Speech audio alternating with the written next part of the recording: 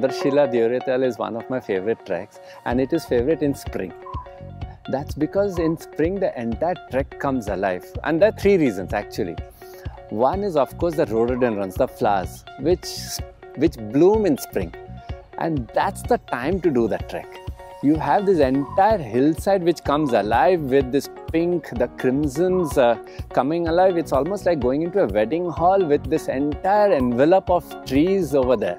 So that's one big reason to do it. But there are other reasons. Now, from winter, the snows have started melting. But snows are still there in the upper reaches. So if you go to the Chandrashila summit, which is quite an adventure again, you'll find lots of snow to do. So you have the spring flowers, yet you have the snow. And the view from the summit, come on, everyone knows the view from Chandrashila summit is one of the most astounding mountain views ever get in our country. And not to forget the birds of Chandrashila. I mean, of all our treks in our country, if you want to see birds, then this is the trek to do it. And spring, there are lots of birds. So much so that sometimes you can't hear yourself. So much is the bird calls, especially on the trail between Deoriatal and to Chopta. That entire section, the 2 days over there, lots of birds. Animal life too, if you're lucky. This trek is excellent for beginners.